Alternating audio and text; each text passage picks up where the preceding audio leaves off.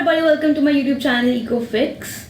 If you want to watch a particular topic, you may go down to the description below where I have mentioned the topics with their timings respectively. This video is about Chapter 3 of Indian Economic Development, Liberalization, Privatization, Globalization, and mainly includes why was it introduced, what was it, and the critical appraisal, that is the merits and the demerits on different sectors. Even after the policies introduced during the year 1950 and later on, India had achieved a few things, but still the policy of mixed economic system had hampered the growth and development process. Let's see how. So to incur any administrative expenses or to implement any policy, the government uses its revenue from taxes or profit from PSUs, etc. And if that expenditure is more than the income, so the government borrows from banks, people, or international lending institutions. But at that point of time, the revenue was so low to meet the challenges, and government had to face a lot of problems. Like, it continued spending on programs which did not generate any additional income. It spent a large area of income on areas which did not provide immediate returns. Also, the income from public sector enterprise undertakings was also very less. Not only this, but the foreign exchange which was borrowed from the other countries, from the lending institutions, was not used on spending that money or investing that money in some asset which could generate income, but rather it was used to actually compensate for consumption needs. No attempt was made to increase the exports so that it could be compensated for the increasing imports. The foreign exchange which was borrowed was used to meet the consumption needs, and it kept on declining. The reserves kept on declining because imports were increasing, exports were decreasing. There was no income from the foreign. Basically, no foreign exchange was generated at that point of time, and hence the foreign exchange reserves would decline to such a level that it was not even possible for Indians to pay or to finance imports for even a fortnight. So along with that, they had to pay the interest to their international lenders also, from those who they had borrowed money from, right? So what India did was that India was in such a poor situation that it had loans on it, it had declining foreign exchange reserves on it, and it had no country which was willing to lend money to India because of its miserable situation. So what India did was that approached International Bank for Reconstruction and Development. Basically, the World Bank and the Indian Monetary Fund together are known as IBRD, and IBRD imposed certain restrictions on it, like liberalization, privatization, and globalization, and the conditions. And these three conditions had to be fulfilled by the Indian people to get a loan from IBRD. So first one was liberalization, wherein India had to open up its economy and remove restrictions on the private sector. In privatization, the role of the government had to be reduced in many areas, and more role had to be given to the private sector. Under globalization, India had to open up its economy for trade among different nations. And after managing to actually introduce these three policies of liberalization, privatization, and globalization, agreeing to it, basically, India got a loan of 7 billion to manage the crisis. And thus, in India, in 1991, LPG policy was introduced. So why was this new economic policy 1991 introduced, LPG? Because of high external debt, the government was not able to make payments from the borrowings, increasing imports. Imports were growing at such a high rate, and there was no increase in exports or increase in the foreign exchange reserves. There was inflation, the price the prices of the essential commodities were rising, which was making it difficult for normal people, for common people, sorry, to afford their essential commodities, necessities. There was decline in foreign exchange reserves at such a level that they could not afford to pay for imports for even a fortnight, and last as high fiscal debt. The government was borrowing money from other nations, but it was not able to pay its debt. Government expenditure began to exceed its revenue by so high margins that meeting the expenditure through the borrowings also became very unsustainable. They were not able to pay interests, let alone borrowings. So the new economic policy which was introduced can be broadly categorized into two types of reforms. The first one is stabilization reforms. So stabilization reforms, these were the short-term measures which focused on two things: to correct the weaknesses that have developed in the balance of payments, and the second was to bring inflation under control. Now, what do you mean by weakness in balance of payment? Now, what happened was, balance of payment basically is an account which shows the transaction of an economy with other economies, transactions of import and export. And correcting the weaknesses would mean that the government had to generate sufficient foreign exchange to meet the further expenses of import and export. So the balance of weakness in balance of payment means there was deficient balance in the BOP. There were a lot of imports and less of exports. To correct that and generate sufficient foreign exchange was required. To bring inflation under control means that at that point of time, the prices of the essential commodities was rising, making it very difficult for the common people to afford necessities, right?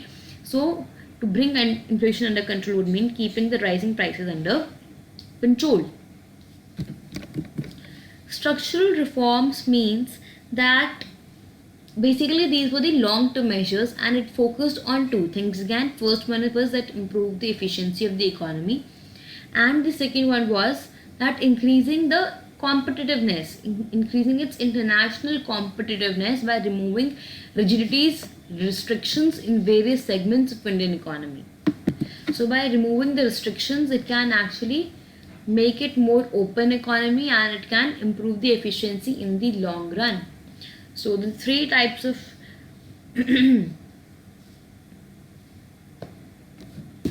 so the three policies were liberalization, privatization, and globalization. Let's see in detail. Liberalization basically means removal of unnecessary controls or the restrictions which was imposed by the government on the Indian businesses. And reforms were deregulation of industrial sector, financial sector reforms, tax reforms were there, foreign exchange reforms were there, trade and investment policy reforms were there. Basically, these were these five sectors, basically you can say, or five areas where there were reforms of liberalization. So to explain the reforms introduced in the industrial sector, let me first explain how was it before 1991, right? So earlier, licensing was required to start a firm, to close a firm, to decide the amount of goods which were to be produced in it. Without getting approval by the government through a medium of a license, they could not perform all these three activities. The second is private sector was not allowed in many sectors. Private sector को allowed ही नहीं था कुछ sectors में जाने के लिए. Only public sector enterprises were reserved for, or the state government was reserved for certain industries, and private sector was not allowed in them. Certain goods were reserved for only small scale industries because the small scale industries could not stand the competition or could not face the competition from the big firms. The government reserved a few industries only for the small scale industries. Also, the last is that they were not allowed to fix prices, and the distribution of goods also was under the government. उनको freedom नहीं थी कि वो अपने आप price fix करें, वो distribute करें goods को. So now what happened is, in these reforms, deregulations of industrial sector, सारे जो points हमने पढ़े ना, वो सब हट जाते हैं. All the restrictions, everything. Let's see how. Industrial licensing was abolished for all the sectors except CAPHEAD, it's a short form which you can learn for the 7 industries, right? Which is cigarettes, alcohol, pharmaceuticals, hazardous chemicals, electronics, aerospace, and drugs. Except these industries, CAPHEAD, abolishing licensing was done. License was not required to start a firm, to close a firm, alright? Only 3 industries were now reserved for the public sector. The state government had reserved its seats only for 3 industries, which is railways, atomic energy generation, and defense equipment manufacturing. And except these 3 industries, private sector was allowed in all the industries now. Last is industries were now unreserved for small scale industries. Now earlier it was कि हमें small scale industries को बड़ी firms की competition से बचाना है. They were not able to survive that competition. But now industries were allowed in all these sectors. They were not put any restrictions on any kind of industry. Also, they were allowed to determine their own prices, and there was no restriction on deciding the prices of the economy. So reforms were introduced in financial sector as well. Financial sector was liberalized. Financial sector में क्या क्या आता है? Financial institutions आते हैं. For example, commercial banks, investment banks, stock exchange operations, and foreign exchange market. Commercial banks, investment banks, stock exchange operations, and foreign exchange market. And the first reform was that the role of RBI was changed from regulator to facilitator. Now earlier, Reserve Bank of India was an apex body which used to regulate, सब कुछ control करता था वो financial market में, financial sector में. मैंने बताया क्या क्या इंक्लूड होता है. Financial institutions, commercial banks, investment bank, stock exchange operations, foreign exchange market.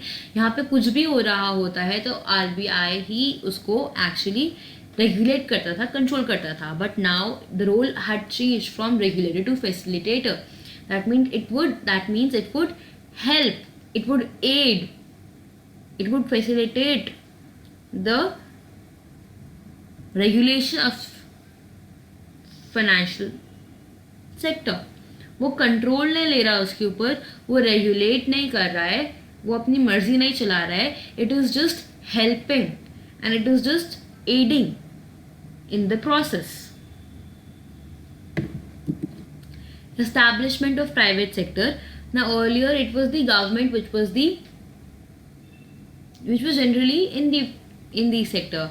Private sector was not allowed in any case, but now private sector banks were actually establishing in not only domestic, not only Indian, but as well as foreign. Foreign investment limit in banks was raised to around 50%, which was a lot considering that period of time.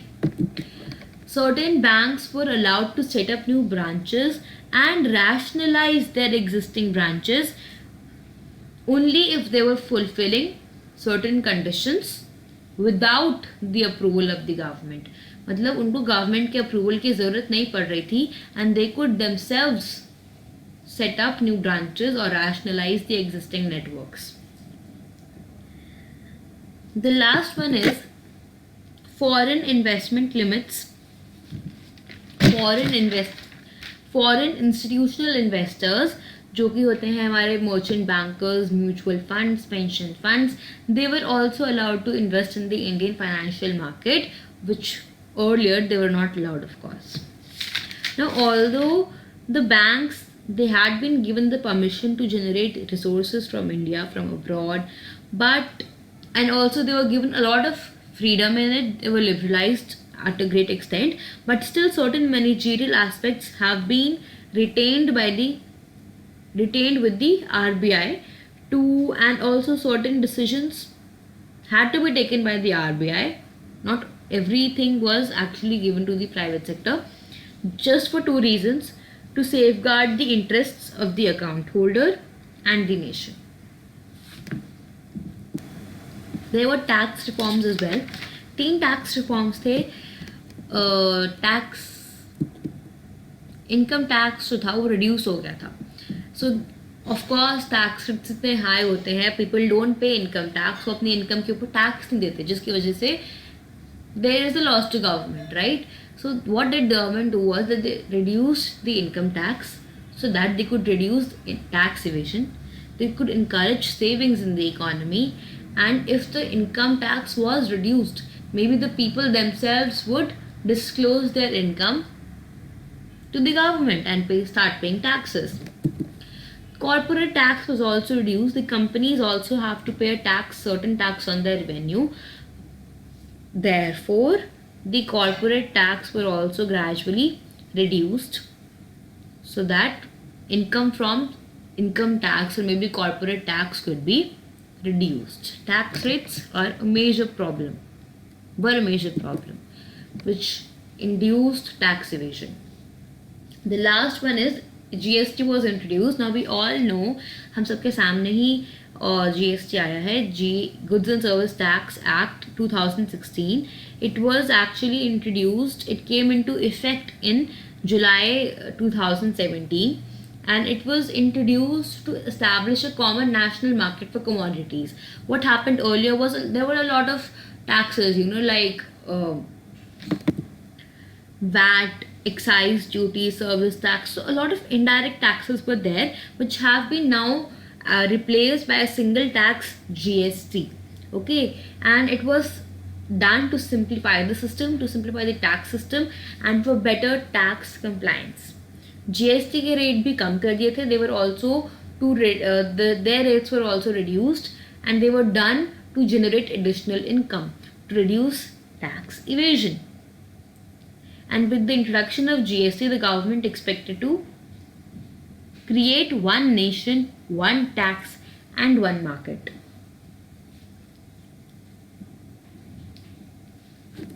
So there were reforms which were introduced in foreign exchange sector as well. The first is rupee was devalued against foreign currency to increase exports, hence increase foreign exchange. What does this mean? Now at that point, India followed a system, a fixed exchange rate system, wherein the government was the body which was deciding what will be the price of the Indian currency. It was not the market forces of demand and supply, but the government. So whenever it wanted, it can increase the price and it can decrease the price. So what government did was it devalued the currency.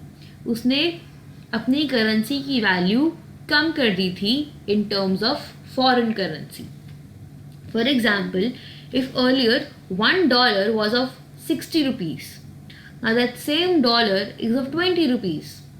तो अगर एक बंदा America से आके India के अंदर एक kitchen खरीद रहा था पहले 60 रुपीज़ की, अब वो उसी सेम डॉलर के लिए 2 कीचेन्स खरीद सकता है, because that same dollar is now for 120 rupees.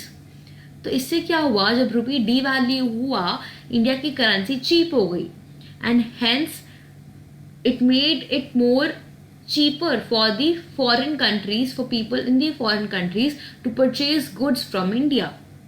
So that increased the exports, क्योंकि बाहर से जो लोग थे वो ज़्यादा खरीदने लग गए.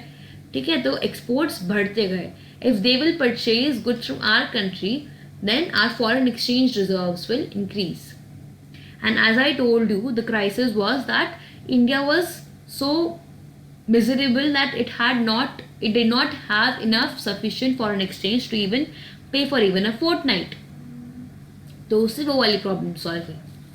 The second is, I told you, a fixed exchange system wherein the government was controlling the prices of this foreign currency, right? Prices of the rupee. What happened was the system changed from the fixed exchange rate system to managed float rate system, managed floating rate system. पहले government decide कर रही थी prices, अब market decide कर रही थी prices. लेकिन it was not only the market which was deciding the prices. Along with the market forces of demand and supply, the government could manipulate the prices to some extent. एक limit set करती थी, high, एक extreme limit और एक बिल्कुल लो limit, कि अगर वो एक्सट्रीम को क्रॉस कर रहा है तो हम उस प्राइस को लिमिट्स के अंदर लेकर आ जाएंगे. अगर वो बहुत ज़्यादा डाउन जा रहा है तो हम उसे वापस ऊपर लेकर आ सकते हैं. That is the work of RBI. तो वो पहले सिर्फ गवर्नमेंट कंट्रोल कर रही थी, बट अब demand and supply along with RBI fixes the prices. Trade and investment policy reforms, 4 reforms थे इसके अंदर. First is removal of quotas. Restrictions were set on importing the products, amount of products from the foreign countries, but now those restrictions were removed, quotas were removed. The second is reduction in tariff rate. Again, there was a certain amount of money, a tax kind of thing, which was imposed on the imports to make it more expensive and hence discourage imports. But now imports were promoted because there was reduction in tariff rate. The third is import licensing was removed except hazardous products. Import licensing मतलब कि किसी product को import करने के लिए you have to make a license, otherwise you were not allowed to do it.